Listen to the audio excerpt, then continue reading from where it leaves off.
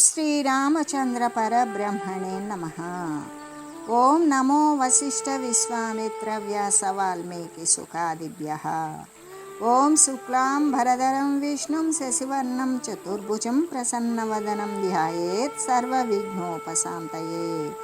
ओम नमो ब्रह्मादिभ्यो ब्रह्म विद्या संप्रदाय कर्तृभ्यो वंश ऋषिभ्यो महद्भ्यो नमो गुरुभ्यः।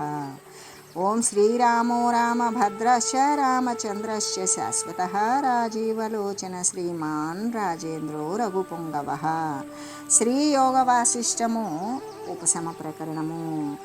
కాబట్టి ఓ రాగమా, నీవిప్పుడు నీ రాగత్వాన్ని పొందు. ఓ ద్వేషమా, నీవిప్పుడు నిర్దోషత్వాన్ని చెందు. మరి ఏ విధంగా అంటే, ఓ రాగమా మరి నీవు నశించిపో. ఓ ద్వేషమా, నీవు దోషత్వం వదిలివేయు. మీ ఇరువురితోటి కూడా నేను బహుకాలం క్రీడించి ఉన్నాను. ఓ సుఖములారా, ఓ అనుభవయోగ్యములైన భోగాల్లారా, మీకు నమస్కారము. లాలన చేసేటువంటి తల్లిదండ్రుల్లాగానే తల్లిదండ్రుల చేత లాలింపబడేటువంటి బాలకునిలాగానే కోట్ల కొలది జన్మల వరకు కూడా నేను మీ చేత పాలింపబడ్డాను. పరమ పవిత్రమగు ఈ నిర్వాణ పదమును మరిపింపజేసేటువంటి విషయ సుఖమా, నీకు నమస్కారము. ఓ దుఃఖమా, నీ చేత సంతప్తుడనే నేను ఆధారమున ఆత్మను అన్వేషించాను. ఈ ఆత్మ మార్గోపదేశము నీవే నాకు ఇచ్చి ఉన్నావు కాబట్టి నీకు కూడా నమస్కృతులు. నీ కృపచేతనే ఈ శాంతమగు ఆత్మపదమును నాకు లభించింది. కాబట్టి దుఃఖము అనే పేరుతో తెలియబడేటువంటి సుఖప్రదుడువకు ఓ దుఃఖిత్వమా, నీకు వందనాలు.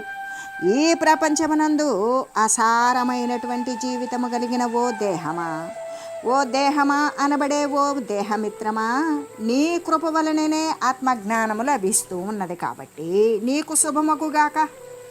ఓ శరీరమా, నేనిప్పుడు బ్రహ్మపదమునకు వెళ్ళుచున్నాను.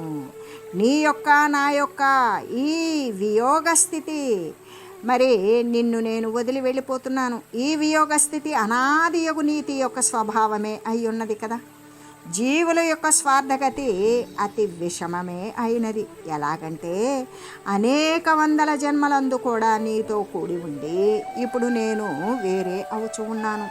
మిత్రుడగు ఓ దేహమా, చిరకాల బంధువకు నిన్ను నేను త్యజించుట స్వార్థలీలయే అవుతుంది.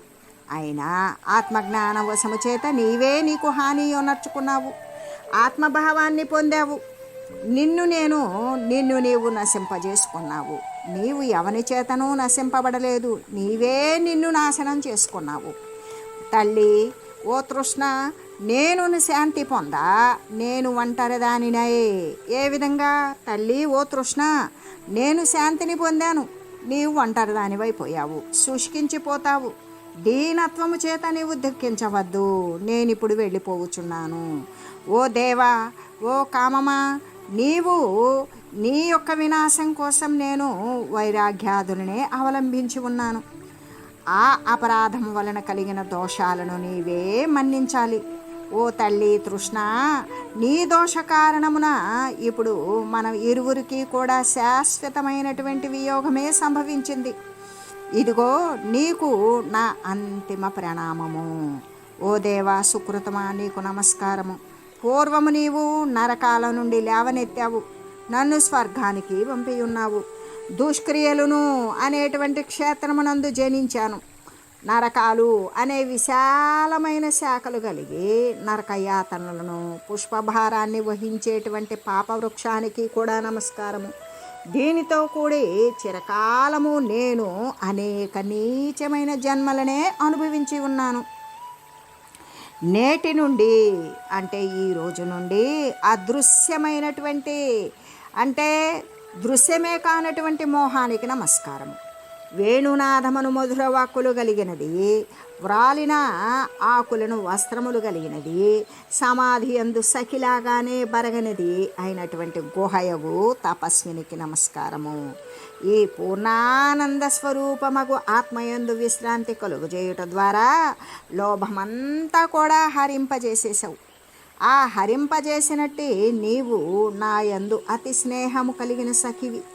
సంకటముల యందే భిన్నుడనై సమాధి యొక్క విఘ్నాల చేతనే ద్రవీభూతుడనై నేను దాని యొక్క శోకము అంటే ఆ శోకము యొక్క వినాశము చేసే నిమిత్తమే పరమసఖివగు నిన్ను నేను ఆశ్రయించాను. ఆ గోతుల యందు అరణ్యాల యొక్క కుంజాల యందు కూడా చేతి కాలంబం అనే చేతికి ఆలంబనము చేసేటువంటి వార్ధక్యమున పరమమిత్రునిలాగానే ఉన్నటువంటి దండానికి కూడా నమస్కారము, కర్రకు నమస్కారము. ఓ దేహమా, అస్థిపంజరము, రక్తము, ధారముల వంటి ప్రేవులు ఇదియే ముఖ్య తత్వములుగా కలిగిన నీవు వాటిని గ్రహించి నీ ప్రకృతి యొద్దకు పొమ్ము. నీ నుండి వెడలేటువంటి మలము, దుర్గంధము, స్వేదము మొదలైనటువంటి జలప్రకోపాలను వారించి నిన్ను పవిత్రవంతంగా చేసేటువంటి స్నానాలకు నమస్కారము. అంతేకాదు భోజన శయన వ్యవహారాలకు కూడా వాని కొరకు అయ్యేటువంటి గమనాది క్రియలకు కూడా నా నమస్కారము. ఈ విధంగా ఓ ప్రాణములారా, మీరు నా పూర్వకాలికమైనటువంటి సహజమిత్రులు. ఇప్పుడు నేను గావించేటువంటి ఈ మిత్రుల వందన క్రమమున మీరు కూడా లెస్సగా సత్కరింపబడ్డారు. మీకు శుభమగుగాక. నేనిప్పుడు వెడలిపోవుచున్నాను. మీతో కూడి నేను అనేక విచిత్ర యోనుల యందు కూడా అనేక ఉపాధుల యందు విశ్రమించాను. పర్వతాల యందు వసించాను. కార్యవిలాసాల యందు పాల్గొన్నాను. వివిధ మార్గాల యందు కూడా చరించాను. 1000 మాటలు ఎందుకు, ఈ ప్రపంచమున మీతో కూడి నేను వనర్పని కార్యం ఏమన్నా ఉన్నదా అంటే లేనే లేదు. మీతో కూడి హరింపనిది, విహరింపనిది, గ్రహింపనిది, త్యజింపనిది ఏదీ లేదు. ప్రియులగు ఓ ప్రాణములారా, ఇప్పుడు మీరు మీ ప్రకృతి యొద్దకు వెళ్ళండి. నేను బ్రహ్మ పదమునకు ఏగుచున్నాను. సర్వే క్షయాంత నిచయాః పతనాంత సముచ్రయాః సంయోగ విప్రయోగాంత సర్వే సంసారవత్మని. సమస్తములైన ఓ ప్రాణములారా, ఈ ప్రపంచమున ఎచ్చోటనున్న సంచయం చేయబడినటువంటి అవశ్యము కూడా సంచయం చేయబడినటువంటి అన్నీ కూడా తప్పనిసరిగా నాశము చెందుతాయి. ఉత్పన్నములైనవన్నీ కూడా నశించిపోతాయి. సంయోగం కలిగినవి తప్పక వియోగాన్ని పొందుతాయి అని చెబుతూ, ఈ ప్రపంచమున ఏవైతే సంచయం ఉనర్పబడతాయో అవన్నీ చివరకు నాశనాన్నే పొందుతాయి. ఏది ఉత్పన్నమవుతుందో అవన్నీ కూడా కాలక్రమంలో పడిపోక తప్పదు.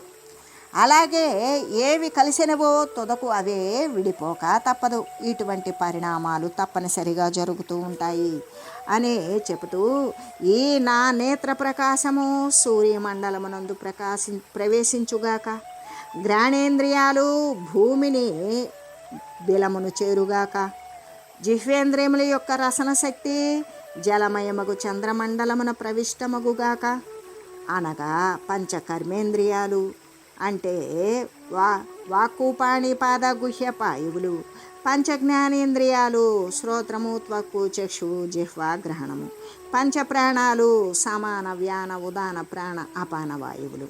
ఇవన్నీ కూడా వాటి వాటి ప్రకృతుల యందు లీనమైపోగాక అని అర్థాన్ని స్ఫురింపజేస్తూ, నిర్మందరైవాంబోధిర తర్కార ఇవ వాసర సరదేవ ఘనస్వైరం ప్రాప్త కల్పాంత సర్గవత్ ఓంకారాంతే స్వమననం ప్రసామ్య ఆమ్యాత్మ నాత్మని దగ్ధేంధన ఇవార్చిష్మాన్ని స్నేహ ఇవ దీపక. ఆత్మయకు నేను మందర పర్వతము లేని సముద్రములాగానే, సూర్యుడు లేని పగలులాగానే, శరత్కాలమున తన యొక్క ఉపాదాన కారణమున లయించిన మేఘంలాగానే, కల్పాంతమునందులో ఉన్నటువంటి సృష్టిలాగానే, కట్టెలు లేని అగ్నిలాగానే, తైలము లేని దీపములాగానే, ఓంకారార్ధమాత్ర యొక్క లక్ష్యభూతమైన బ్రహ్మరూపముగు ఆత్మయందు శాంతిని పొందుచూ ఉన్నాను ఆత్మయగు నేను పరమాత్మ స్వరూపము కాబట్టి మందర పర్వతం లేని సముద్రం లాగానే. మందర పర్వతం ఉన్నప్పుడు ఏమవుతుంది అంటే అమృత మదనం కోసం మందర పర్వతాన్ని కవ్వంగా చేసుకొని ఆ క్షీర సముద్రంలో వేసినప్పుడు సముద్రం అంతా అలజడిగా ఉంటుంది. అదే మందర పర్వతం లేకపోతే సముద్రం ప్రసన్నంగా ఉంటుంది. అలాగనే సూర్యుడు లేని పగలులాగానే పగటిపూట అంటే సూర్యుడు పగటిపూట లేకపోతే ప్రసన్నంగా ఉన్నట్లుగానే శరత్కాలమున తన ఉపాదాన కారణమున లయించిన మేఘములాగానే మేఘం లేని శరత్కాలము ప్రసన్నంగా ఉంటుంది. అలాగే కల్పాంతమందలి సృష్టిలాగానే సృష్టి యావత్తు కల్పాంత ప్రళయంలో నశించిపోతుంది, అక్కడేముండదు కదా. అలాగే కట్టెలు లేని అగ్నిలాగానే మండుతున్నటువంటి కట్టెలు అయిపోయినవి, మరీ కట్టెలు అందించాల, అప్పుడు ఆ అగ్ని శమించిపోతుంది. అలాగే తైలము లేని దీపంలాగానే నూనె అయిపోయినటువంటి దీపమునందు ఆ దీపము అనేది శమించిపోతుంది. ఈ విధంగా ఓంకారార్ధమాత్రయగు అర్ధమాత్ర స్వరూపమైనటువంటి ఆ ఓంకారం యొక్క లక్ష్యభూతమైన బ్రహ్మరూపమైన ఆత్మయందు నేను శాంతిని పొందుచున్నాను. అంటే ఆత్మయందునే నేను ఎలా ఉంటున్నాను అంటే మందర పర్వతం లేని సముద్రములాగానే, సూర్యుడు లేని పగలులాగానే, శరత్కాలమున తన యొక్క ఉపాదాన కారణమున లయించినట్టు మేఘములాగానే, కల్పాంతరమనమందలే సృష్టిలాగానే, కట్టెలు లేని అగ్నిలాగానే, నూనె లేని దీపంలాగానే ఓంకారార్థ మాత్రము యొక్క లక్ష్యభూతమైన బ్రహ్మరూపముగా ఆత్మయందు నేను స్థితిని పొందుచూ ఉన్నాను అని చెబుతూ వ్యపగతాఖిల కార్య పరంపర సకల దృశ్య దశాదిగత స్థితి ప్రణవస్యాంత్యను సంస్కృతి శాంతధీర్విగత మోహమలోయమహం స్థిత సర్వకార్య పరంపరావర్జితుడనై సర్వదృశ్యాతీతుడనై ఉచ్చస్వరమున ప్రణవాన్ని ఉచ్చరిస్తూ బ్రహ్మరంధ్రమున శాంతి అనుసరణముగా ఉంచడము చేత బ్రహ్మాకారిత్వాన్ని పొందగా శాంతుడనై మోహము నశించిన వాడనై నేను ఆత్మయందు పూర్ణ రీతి స్థితిని కలిగి ఉన్నాను. అంటే నేనిప్పుడు తొలగినటువంటి సమస్త కార్యపరంపర కలిగిన వాడనై, అంటే నా కార్యపరంపర అంతా నశించిపోయింది. సమస్త దృశ్య దశకు కూడా అతీతమైనటువంటి స్థితి కలిగి ఉన్నది. ప్రణవము యొక్క అర్ధచింతనము చేత లభించింది శాంతి. ఆ శాంతి వలన నాకు ఆత్మాకార ప్రాప్తే జరిగింది. ఆ ప్రాప్తి చేత శాంతించినటువంటి బుద్ధి కలిగిన వాడనై ఉన్నాను. మోహమాలిన్యము నశించిన వాడనై స్థితి పొంది ఉన్నాను అని శ్రీ వశిష్ఠ మహర్షి ఏ విధంగా అంటే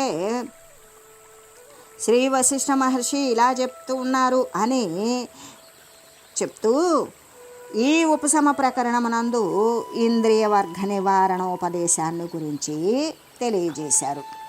తెలియజేసి ఇంకా కూడా ఇలా చెప్తూ ఉన్నారు.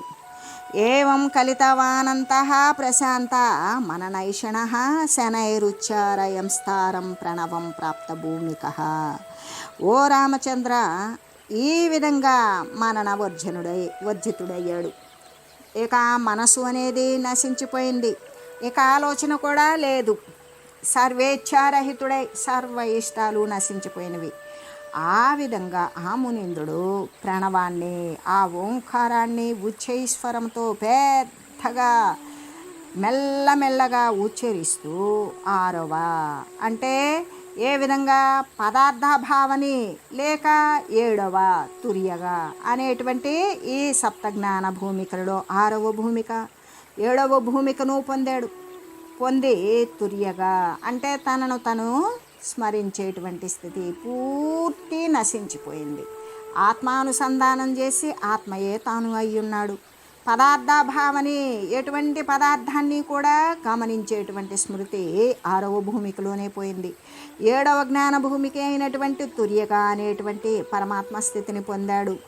ఆయన యొక్క స్వహృదయమున బ్రహ్మమునే ప్రాప్తి పొందాడు అనే చెబుతూ మాత్రాదిపాదభేదేన ప్రణవం సంస్మరణ్యతి ఆధ్యారోపాపవాదేన స్వరూపం శుద్ధమవ్యయం సబాహ్యాభ్యంతరద్భాగాన్ భూలా సూక్ష్మతరానపి త్రైలోక్య సంభవాంస్త్యక్ష్వా సంకల్ప కల్పకల్పితాన్ తిష్టంత క్షుభితాకారాశ్చింతామణి రివాత్మని. ఈ విధంగా అంటే ఈ ప్రణవమాత్రా స్వరూపాలు అర్ధమాత్రా స్వరూపాలు అయినటువంటి అకార ఉకార మకార అర్ధమాత్రల చేత కల్పితాలైనటువంటి ఈ స్థూలము సూక్ష్మము అవ్యాకృత తురీయము ఈ పాదభేదాల చేత ప్రణవాన్ని స్మరించాడు. స్మరిస్తూ విరాట్టు హిరణ్యగర్భ అవ్యాకృత లక్షణాలు వేదోక్త ప్రకారం కూడా అధ్యారోపం చేశాడు. ఆ తర్వాత అంతఃప్రజ్ఞ కానీ బహిఃప్రజ్ఞ కానీ అంతర్బహిర్వ్యాపకంగా కూడా ప్రజ్ఞ లేదు అని ఇట్లు అపవాదం చేత కూడా ముల్లోకాలకు ఉత్పత్తి స్థానాలను సంకల్పాల చేత కల్పంతం వరకు కూడా కల్పింపబడినవి అయిన స్థూల సూక్ష్మ కారణాల యొక్క బాహ్యాభ్యంతర భాగాలను త్యజించాడు. శుద్ధమయ్యాడు, అవ్యయమయ్యాడు, ప్రకాశాంధకారరహితమయ్యాడు. ఇక అక్కడ వెలుగు నీడలు లేవు, అవి కూడా నశించిపోయినవి. సూర్య చంద్ర నక్షత్ర వర్జితమయ్యే. ఇక అక్కడ ఎటువంటి గ్రహతారకలు కూడా లేవు. ధూమము ధూళి మేఘరహితమైంది. అక్కడ పొగ నలుపు చీకటి మరి మబ్బు అనేటువంటిది లేదు. మొత్తము మాలిన్యరహితమై అనంతమైనటువంటి శరదాకాశములాగా ఉన్న తన యొక్క ఆత్మను వీక్షించాడు. అలా వీక్షించి ఆయన స్వయంగా అతడు క్షోభాహితుడయ్యాడు. చింతామణిలాగానే పూర్ణచంద్రుడిలాగానే విశ్రాంతపరమ్మరే మందర పర్వతములాగానే చలనముడిగిన చక్రములాగానే కదిలేటువంటి చక్రములాగానే ఆ కదిలేటువంటి చక్రము కదలకుండా ఉండేలాగానే బ్రహ్మాకార గృహమున శాంతి నిర్మలము పూర్ణ సముద్రంలాగా మనం ఇప్పుడు చెప్పుకున్నటువంటి తురీయాత్మ యొక్క స్థితి యందు కలిగి ఉండొచ్చు. గంధాన్ని గనక వాయువు త్యజించినట్లుగానే అంటే వాసన్ని వాయువు వదిలిపెట్టినట్లుగానే కొంత దూరం తీసుకెళ్ళి వాయువు అక్కడ వదిలేస్తుంది. అలాగే దీర్ఘ ప్రణవనాదము అనేటువంటి మరి సూత్రముతో సహా ఇంద్రియ తన్మాత్ర జాలాన్ని కూడా పరిత్యజించాడు. ఏ విధంగా అంటే ఓ రామచంద్ర తనలో ఈ విధంగా ప్రవచించుకున్నాడు. ఆ తర్వాత వేతహవ్యుడు ఈ విధంగా అంటే ఉచ్చస్వరంతో ప్రశాంతంగా ఉచ్చరిస్తూ ఉన్నాడు. మననము ఏషణారహితుడై ధారేషణ ధనేషణ పుత్రేషణ అనేటువంటిది ఏషణారహితుడై అయిపోయాడు. ఉన్నతమైన భూమికను అంటే తురీయ మరియు తుర్యగా అనేటువంటి జ్ఞాన భూమికను సర్వము పరమాత్మ స్వరూపము తప్పే భిన్నమైనది లేదు అని అనుభవ సిద్ధిని గడించిన తుర్యగా స్థితిని పొందాడు. స్వహృదయమునందు బ్రహ్మమును అంటే ఆత్మను పొందినవాడే అయ్యాడు. ఆ యతి పుంగవుడు ఏం చేశాడు? ఓంకారాన్ని అకార ఉకార మకార మాత్రల యొక్క స్థూల సూక్ష్మ పాదాల యొక్క భేదాల చేత కూడా అధ్యారోప అపవాదుల ద్వారా కూడా స్మరిస్తూ శుద్ధము అవ్యయము ఆత్మస్వరూపాన్ని కూడా చింతన చేస్తూ బాహ్యాభ్యంతరములందు స్థూల సూక్ష్మ తరాలను సంకల్ప కల్పితాలు అయిన ముల్లోకాలయంది సమస్త దృశ్య పదార్థాలను కూడా వదిలివేశాడు. అక్షుభితాకారుడై ఎటువంటి బాధలు లేనివాడై చింతామణిలాగానే తలుచుకున్న మాత్రంగా మరి సిద్ధించేటువంటి చింతామణిలాగానే ప్రకాశవంతుడయ్యాడు. ప్రకాశవంతుడై ఆత్మయందు స్థితిని పొందాడు.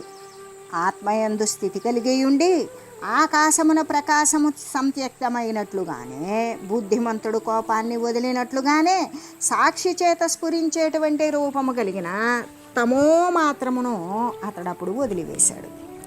ఆ తర్వాత ప్రకాశము ఆవిర్భవించింది. కానీ విచారణ చేత ఏం చేశాడు? అర్ధ నిమిష భాగంలోనే అతడు దానిని కూడా వదిలివేశాడు. ఆ తర్వాత తమస్సు కానీ ప్రకాశం కానీ లేకుండా పోయినవి. ఆ తర్వాత ఆయన చీకటి వెలుగు అనేటువంటి స్థితిని నశింపజేసినటువంటి స్థితిని పొందాడు. కల్పనాహేతువై ఉన్నటువంటి కొంచెము స్ఫురించినట్టు మనస్సు అనే తృణము అతడు నిమేషార్థంతో ఛేదించి వేశాడు. ఆ విధంగా అతనికి చీకటి కానీ వెలుగు కానీ రెండు నశించినటువంటి స్థితిని పొందాడు. కల్పనాహేతువైనటువంటి కొంచెము స్ఫురించినటువంటి మనసు అనే తృణాన్ని అతడు అర్ధ నిమిష భాగంలోనే ఛేదించి వేశాడు. ఆ తర్వాత గాలి లేని చోట ఉన్న దీపంలాగానే నిశ్చలంగా స్ఫుట ప్రకాశ రూపము పొందినటువంటి సంవిత్తుని ఆలంబనగా, ఆ జ్ఞానాన్ని ఆ దైవాన్ని ఆలంబనంగా చేసుకున్నాడు. అప్పుడు పుట్టినటువంటి బాలక పరిజ్ఞానం లాంటి ఆ కల్పనను కూడా మళ్ళీ అర్ధ నిమిష భాగంలో అతడు వదిలివేశాడు. ఇదే చైతన్యం యొక్క విషయ దశను పరిత్యజించుట అవుతుంది. ఈ విధంగా సాక్షి మాత్రమున శేషించినటువంటి పశ్యంతి అనే పదాన్ని పొందాడు. ఆ పిదప ఆ తర్వాత సత్తా మాత్ర పదము ఆ పదాన్ని చెందాడు. తర్వాత తురీయ పదాన్ని పొందాడు. ఆ తర్వాత సమర్థుడైనటువంటి ఆముని కొంచెము సేపు సుషుప్త పదమునందు ఉండుచు ఆ విధంగా అక్కడ స్థిరత్వాన్ని పొంది ఆ తర్వాత తురీయ పదాన్ని పొందాడు. ఆ తురీయ పదస్థితి యందు అతడు విషయానందరహితుడే అయ్యాడు. స్వస్వరూపానంద సహితుడును అన్యసత్తారహితుడును అయ్యి ఆత్మసత్తా సహితుడితో అయ్యి అన్యరూపరహితుడయ్యాడు. ఇతర రూపములు లేనివాడే అయ్యాడు. స్వస్వరూపయుతుడే అంటే పరమాత్మ రూపమే అయ్యున్నాడు. కాబట్టి ఓ రామ, ప్రకాశ్య విషయము లేనందుచేత ఆ చిన్మయమును కానీ స్వయముగా చిన్మయమును ఇది కాదు అని వచింపబడునది అయినా వాక్కుకు అగోచరమైన స్థితిని అతడు పొంది ఉన్నాడు. ఆయన మిగుల సమస్థితిని, విశాలాన్ని, పరమ పవిత్రాన్ని, సర్వ పదార్థ అంతర్గతమైనటువంటి సర్వవస్తు వివర్జితాన్ని కూడా పొంది బ్రహ్మరూపుడే అయ్యాడు. యచ్చూన్యవాదీనాం శూన్యం బ్రహ్మ విదాంబరం విజ్ఞానమాత్రం విజ్ఞాన విదాం యదమలం పదం పురుషః సాంఖ్య దృష్టీనాం ఈశ్వరో యోగవాదినాం శివః శశికళాంకానాం కాలః కాలైకవాదినాం ఆత్మత్మాన సస్తద్విదుషాం నైరాత్మ్యం తాదృశాత్మనాం మాధ్యమికానాం చ సర్వం సమచేతనాం. ఏది శూన్యవాదులకు శూన్యమో, బ్రహ్మవేత్తలకు ఏది బ్రహ్మమై ఉన్నదో, శూన్యవాదులకు ఏది శూన్యమై ఉన్నదో, విజ్ఞానవాదులకు నిర్మలమైన ఏది విజ్ఞానమై ఉన్నదో, సాంఖ్యవాదులకు ఏది పురుషుడై ఉన్నదో, యోగవాదులకు ఏది ఈశ్వరుడై ఉన్నదో, శైవులకు ఏది శివుడై ఉన్నదో, ఆత్మతత్వవేత్తలకు ఏది ఆత్మయ్య ఉన్నదో, సౌత్రాంతిక వైభాషికులకు ఏది నైరాత్మ్యయో అయ్యున్నదో, మాధ్యమికులకు చిన్మధ్యమకు శూన్య మాత్రమే అయ్యున్నదో, జీవన్ముక్తులకు సర్వరూపమే అయినటువంటి సద్రూపమై అతడు చెల్లుండాడు. ఆ విధంగా యత్సర్వశాస్త్ర సిద్ధాంతో యత్సర్వ హృదయానుగం యత్సర్వం సర్వగం సర్వం యత్తత్సత్సదసౌ స్థితః. అంతేకాదు షట్శాస్త్ర సిద్ధాంతమును, సర్వ హృదయస్థమును, సర్వస్వరూపమును, సర్వ వ్యాపకమును, సర్వతత్వమును అయిన సద్రూపమై అతడు విరాజిల్లుతూ ఉన్నాడు. యదనుత్తమమని స్పందం దీప్యతే తేజసామపి స్వానుభూత్యైకమాత్రం యద్యత్తత్ సదా సంస్థితః.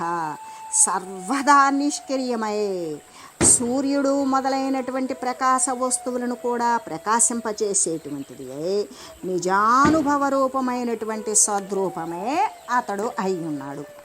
ఆ విధంగా అంటే ఏదైతే శూన్యవాదులకు శూన్యమై ఉంటుందో, బ్రహ్మవేత్తలకు ఉత్తమమైనటువంటి బ్రహ్మమై ఉంటుందో, విజ్ఞానవాదులకైతే నిర్మల పదమైనటువంటి విజ్ఞానం మాత్రమే అయి ఉంటుందో, సాంఖ్య దృష్టి కలిగిన వారికి ఏ పురుషుడో అయి ఉంటాడో, యోగవాదులకు ఈశ్వరుడై ఉంటాడో, శైవులకు శివుడై ఉన్నాడో, కాలవాదులకు కాలమై ఉన్నదో, ఆత్మవేత్తలకు ఆత్మయే అయ్యున్నదో, సౌత్రాంతిక వైభాషికులకు నిరాత్మత్వమే అయ్యున్నదో అంటే క్షణిక విజ్ఞాన మాత్రము, మాధ్యమికులకైతే చిన్మధ్య మాత్రమే అయ్యున్నదో, మహాసమచిత్తులకు అంటే జీవన్ముక్తులకు సర్వరూపమే అయ్యున్నదో, ఏది సమస్త శాస్త్రాల యొక్క సిద్ధాంతమో, ఏది సమస్త ప్రాణుల యొక్క హృదయాల యందు కూడా వెలయుచూ ఉన్నదో, ఏది సర్వరూపమో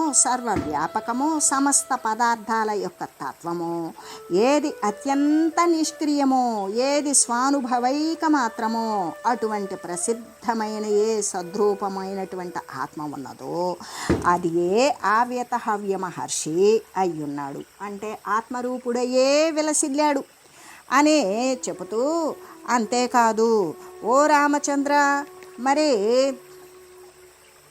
స్వయంగా ఏకమును, ఉపాధి భేదముచే అనేకమును, మాయాభేదముచే రాగముతో కూడినవాడును, శుద్ధ రూపముతో రాగరహితమైనవాడు, సర్వరూపమును సర్వానికి భిన్నమును అయిన సద్రూపమై అతడున్నాడు. ఆ వేతహవ్యుడు ముక్తుల యొక్క దృష్టి యందు ఏ విధంగా పైన చెప్పుకున్న రీతిగానే జన్మజరావర్జితమై ఇక మళ్ళీ శరీరము రావడం, ముసలితనం రావడం, మళ్ళీ కూడా మరణం పొందడం అనేటువంటిది నశించిపోయినవి ఆయన పరిస్థితులు. అనాది అయి అంటే ఆది లేనివాడై, ఏకమై రెండవ వస్తువు లేనిది అయి, విమలమై అంటే మాలిన్యవర్జితమై, నిష్కలమైనటువంటి ఏ కలంకము దోషము లేనటువంటి ఆత్మపదస్థుడై ఉన్నాడు. బద్ధుల దృష్టి ఎందైతే క్షణములో ఈశ్వరుడై కార్యవిభేదాల చేత అనేక రూపుడై కళాసహితుడై ఉన్నాడు అని శ్రీ వశిష్ఠ మహర్షి ఈ ఉపశమ ప్రకరణమునందు వేతహవ్య నిర్మాణోపదేశము అనేటువంటి స్థితిని వర్ణించి చెప్పారు. చెప్పి ఇంకా ఇలా చెప్తూ ఉన్నారు. ప్రాప్య సంస్కృతి సీమాంతం దుఃఖాబ్ధే పారమాగతః వేతహవ్యః శశామైవ మపు పునర్మన మననే ముని. ఓ రామ, ఈ విధంగా చెప్పినటువంటి విధంగానే ఈ సంసార సీమాంతాన్ని పొందాడు, దుఃఖసాగరాన్ని దాటాడు. వేతహవ్యముని పూర్ణమను నాశంబు చేత పరబ్రహ్మమునందే లీనమయ్యాడు అని చెబుతూ, అలాగా ఆముని ప్రశాంతి నుండి పరమతృప్తిని చెందుచు సముద్రముని జలబిందువులాగానే ఎటువంటి మార్పు లేనటువంటి వాడై స్వాత్మ పదమునందు ఉండుచూ ఉండగా హేమంత కాలమున కమలము వాడునట్లుగానే లోని నీరసత్వాన్ని పొంది ఇక చేష్టారహితమై వాని యొక్క శరీరం అప్పుడు మ్లానిని పొందింది. అంతా మునేంద్రుని యొక్క ప్రాణపక్షి దేహము అనేటువంటి వృక్షమునందల హృదయము అనే గూటిని వదిలివేసింది. యంత్రము నుండి శిలలాగానే ఎగిరిపోయి వాని యొక్క దేహమందల పంచభూతాలన్నీ కూడా పంచభూతాల యందు పూర్ణంగా విలయమొందినవి. మాంసము ఎముకలుతో నిండిపోయిన యంత్రము వంటి వాని యొక్క దేహము అరణ్యమందలి భూతలమున పడిపోయింది. చైతన్యము మహాచైతన్య సాగరమును ప్రవేశించింది. రక్తమాంసము మేధో మధ్య మొదలైనటువంటి సప్తధాతువులు అన్నీ కూడా సప్తధారువులు యందు లీనమైపోయినవి. ఆ ముని ప్రశమనము పొంద ఇట్లన్నీ కూడా వాటి కారణములందు అవన్నీ కూడా లయించిపోయినవి. కాబట్టి ఓ రామ, ఈ విధంగా వివిధ విచారయుక్తమై శోభించేటువంటి అంటే ఏ విధంగా రకరకాలుగా విచారణతో కూడినటువంటి శోభించే వేతహవ్యుని విశ్రాంతిని గురించినటువంటి ఈ విషయాలను అన్నీ కూడా నేను నీకు తెలియజేశాను. ఇంకా నీవు దానిని నీ యొక్క స్వంత బుద్ధి చేత నీవే వివేచించి దానిని అనుసరించు. ఏవం ప్రకారయాచార్య స్వవిచారణ దయా తత్వమాలోక్య సత్సారామాతిష్ఠోతిష్ఠ రాఘవ. ఓ రాఘవ, లెమ్ము. పై విధంగానే ఉత్తమమైనటువంటి విచారణ, ఇప్పటి వరకు వేతహవ్యుని విచారణ ఏ విధంగా జరిగిందో అటువంటి విచారణ చేత ప్రదీపితమైన ఆత్మతత్వాన్ని దర్శించు. సారమైనటువంటి అర్థాన్ని యందు ఆరూరుడువే అవ్వు. రామచంద్ర, ఇంకలే వేతహవ్యునిలాగానే నీవు కూడా ఈ ప్రకారంగానే మనసు నశించిపోయేటువంటిది దేదీప్యమానమైనది అయినా నీ స్వకీయమైన విచారణ చేత ఆత్మతత్వాన్ని దర్శించు. అటువంటి సారమగు ఆత్మయందే నీవు స్థితిని కలిగియుండు అనే శ్రీ వశిష్ఠ మహర్షి తెలియజేస్తూ, ఓం మంగళం శ్రీ గురుదేవాయ మహనీయ గుణాత్మనే సర్వలోక శరణ్యాయ సాధురూపాయ మంగళం.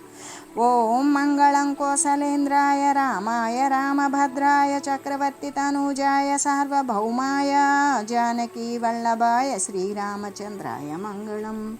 ఓం తత్సత్.